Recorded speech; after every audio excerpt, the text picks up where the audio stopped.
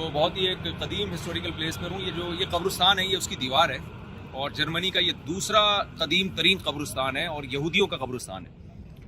यहाँ पर हिटलर ने यहूदी बहुत कत्ल किए थे और उसे एक जालिम की हैसियत से देखा जाता है यहूदियों के हक़ में। जब पहली जंग अजीम ख़त्म हुई है तकरीबन 1918 के लगभग में, तो जर्मनी को फ्रांस और ब्रिटिश ने बहुत ज़्यादा नुकसान पहुंचाया था उस जंग अजीम में और जर्मनी बहुत ही बदहाली का शिकार हो गया था।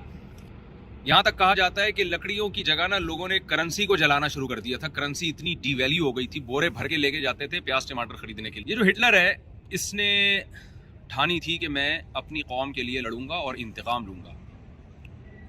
सियासी सतह पे से पहले इसने बगावत की कोशिश की, बगावत में ये नाकाम हुआ, इसको 9 महीने की जेल हुई। उस जेल में इसने एक किताब लिखी, तो इसकी मशहूर किताब है और उस किताब में उसने ये साबित किया कि ये साबित करने की कोशिश की कि जर्मन दुनिया की बेहतरीन कौम है।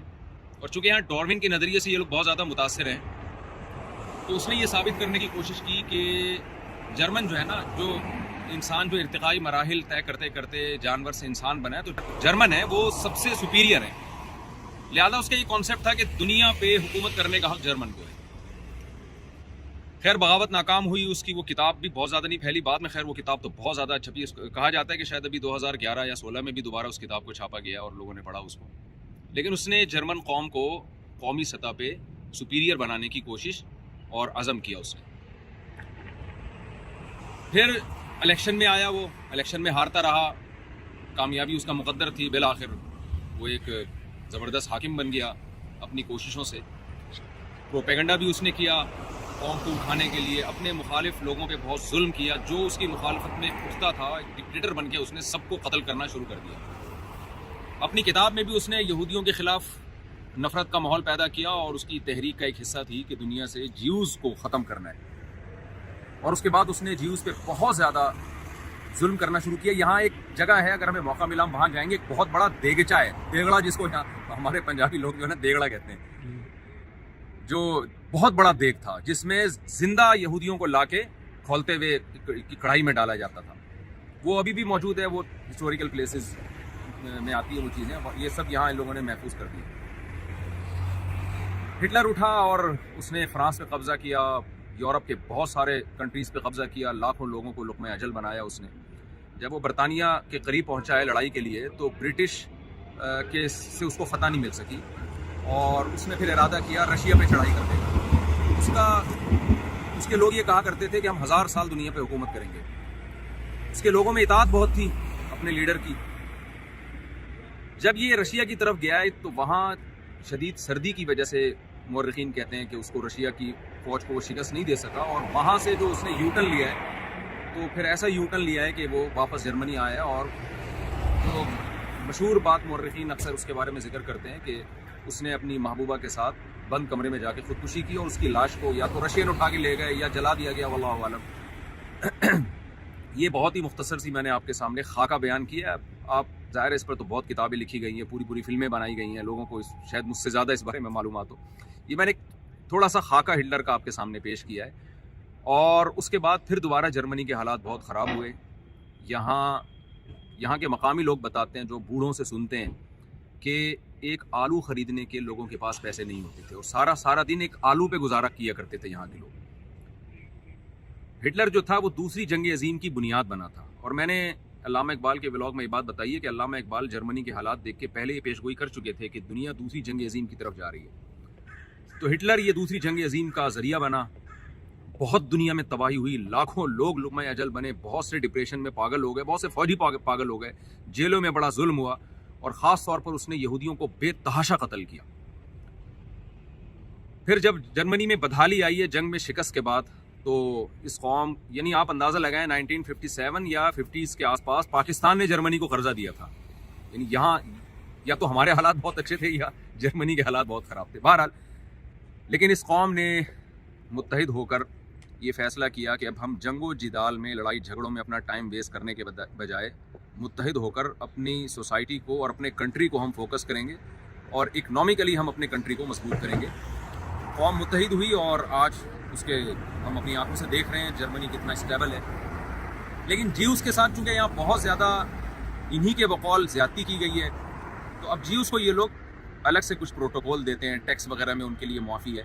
यहाँ आपको यहूदियों की एक अजीब तारीफ नज़र आएगी। आप ये कब्रिस्तान देख के हैरान हो जाएंगे। इसमें ये जो तख्तियाँ मैं दिखाता हूँ लोगों को, ये आप देख रहे हैं, ये छोटे छोटे ब्लॉक्स हैं। इन पर उन यहूदियों के नाम दर्ज हैं जिनको पहली जंग अजीम और दूसरी जंग अजीम में कत्ल किया गया था। ये कब्रिस्तान है इस दीवार के पीछे। अगर हमें परमिशन मिल गई तो हमारे पास टाइम बहुत थोड़ा है, हमने बहुत सारी जगहों पे जाना है। तो मेरा इरादा दोबारा अब यूरोप का चक्कर लगा के ना बहुत ही तसल्ली से इंशाल्लाह हम यहाँ के हिस्टोरिकल प्लेसेस पे जाएंगे। और यहाँ बहुत सारी जगह हैं जहाँ हिटलर खड़े होकर खिताब किया करता था। इन लोगों ने अपने अजायब घर, अपने म्यूजियम को महफूज किया, उन इमारतों को महफूज किया है जिसका भी हिस्ट्री से कोई गहरा ताल्लुक है। तो ज्यूज़ की एक ख़ास यहाँ पर एक हिस्ट्री है। यहाँ बहुत ज़्यादा यहूदी थे। आप ये देखें, ये इन लोगों ने क्या किया है, जिसको भी कत्ल किया गया है ना, और पहली जंग अजीम में या हिटलर ने जिनको मारा है, जिनकी कब्रें यहाँ पर, उन सबके नामों की तख्तियाँ ये छोटी छोटी, ये वहाँ तक आप देखें, ये देखें उनकी डेट ऑफ बर्थ और डेट ऑफ डेथ जो है ना वो यहाँ दर्ज हुई है सबके नाम के साथ। ये बहुत लंबा कब्रिस्तान है और पूरी दीवारों पर उनके नाम दर्ज हैं। मैं एक आपको बताता हूँ। ये 1924 में, और ये जनाब आप देख सकते हैं 1872। अच्छा यार, ये तो जबरदस्त हो गया। ये बड़ी लंबी दीवार है कब्रिस्तान की और सबके नाम इस पे दर्ज हैं। किलोमीटर है कोई।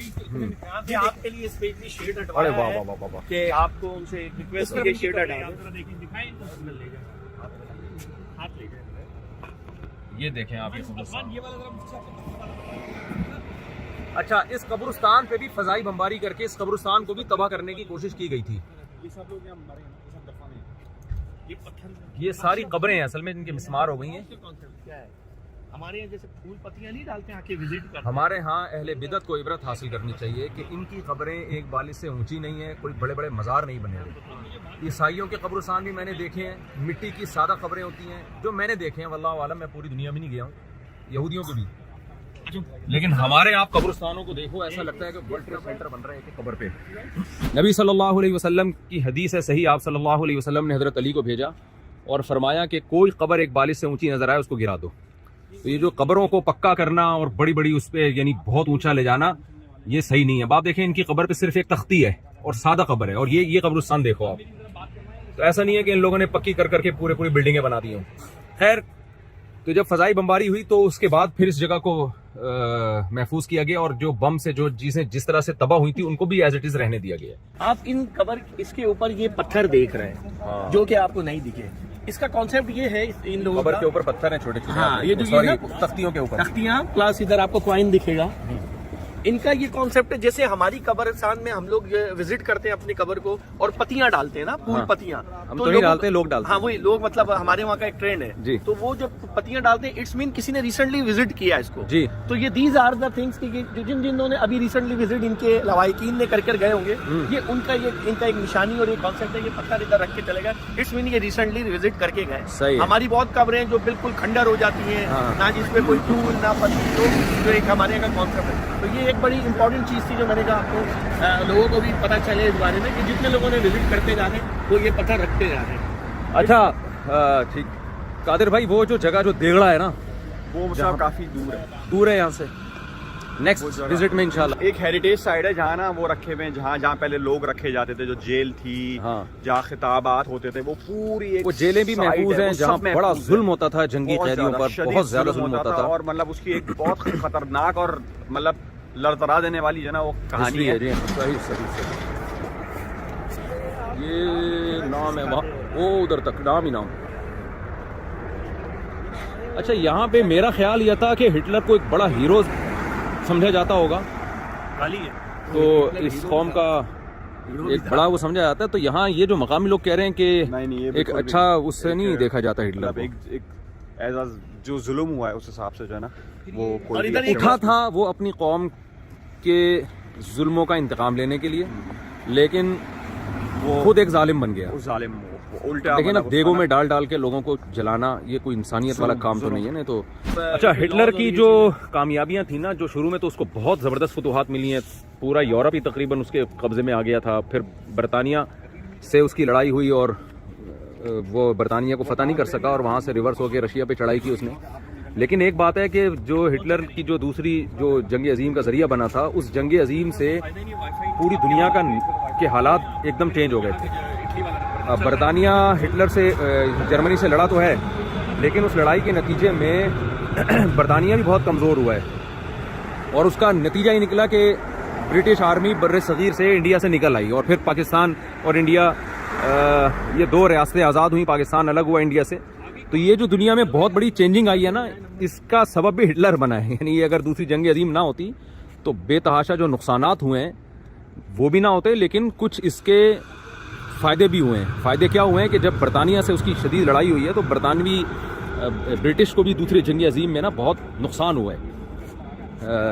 तो उस नुकसान के नतीजे में शिकस्त तो जर्मनी ही को हुई, लेकिन जर्मनी जिन मुल्कों से लड़ा है उनको भी कोई कम नुकसान नहीं हुआ था। उसका फिर नतीजा ये निकला कि बर्रे सगीर आज़ाद हुआ और फिर हमें पाकिस्तान मिला। तो ज़ाहिर है जब दुनिया में बड़ी बड़ी जंगें होती हैं तो बड़े बड़े वाक़यात होते हैं। अब ये कोविड ही को देख लेना आप, कोविड से पहले की दुनिया और कोविड के बाद के हालात में बड़ा फ़र्क है। तो दुनिया में जब भी कोई बड़ा वाक़या रूनुमा होता है तो उसके जहाँ बहुत सारे नुकसानात होते हैं तो कुछ ना कुछ उसके जैसे फ़ायदे होते हैं तो कुछ साइड इफ़ेक्ट भी होते हैं। सेकेंड वर्ल्ड वॉर में हिटलर ने जिन लोगों को कत्ल किया, उनको घरों से बाहर निकाल के मारा जाता था, बहुत लोग थे उसमें। तो यहाँ एक आपको फ्रैंकफर्ट में एक अजीब चीज़ नज़र आएगी कि उनके घरों के बाहर तांबे की प्लेटें हैं और उसमें उनकी जो डेट ऑफ डेथ है वो भी और उनका नाम भी वो चश्मा किया गया है, ताकि ये भी एक यादगार रहे कि किन किन लोगों पे यहाँ जुल्म हुआ था, किस किस नाम के लोगों पे। ये मैं आपको उसकी एक झलक दिखाता हूँ। ये देखें, ये घर है ना, अभी यहाँ कोई रहता है, हाँ, लेकिन ये कि इन्होंने अभी एक घर देखें आप और ये देखें आप, ये तांबे की प्लेट है। अब ये जिसको यहाँ कत्ल किया गया था ना, जिस तारीख को कत्ल किया गया था 1942, 16 दिसंबर 1942, और ये नाम लिखा हुआ है रिचर्ड वगैरह वगैरह। यानी ये भी इन लोगों ने महफूज किया। ये दोनों फैमिली मेंबर्स हैं ना, हाँ, रिचर्ड ब्रेडनफील्ड, ओल्गा ब्रेडनफील्ड, ये दोनों जी हाँ, शायद आप बेटे थे या। तो ये ऐसे बहुत सारे घर हैं यहाँ पे, बहुत सारे घर हैं जिनके, यानी जिन लोगों पे जुल्म हुआ है ना, उनकी भी यादगारें इन्होंने महफूज रखी हुई हैं, मतलब इंसानियत, एक इंसानियत के नाते। ये आप जर्मनी में देख रहे हैं, ये डंडा जो है ना, ये बंदा है हथौड़ा उठा रहा है और ऐसे हथौड़ा नीचे मारेगा। ये सिंबल ऑफ हार्ड वर्क है, हार्ड वर्किंग के मेहनती लोग हैं। ये देखें, ये हथौड़ा मारेगा अभी।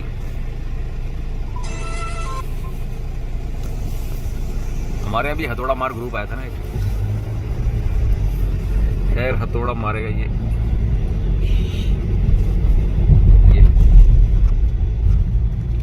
इन्होंने एक निशानी लगाई हुई है, हार्ड वर्किंग की एक अलामत है।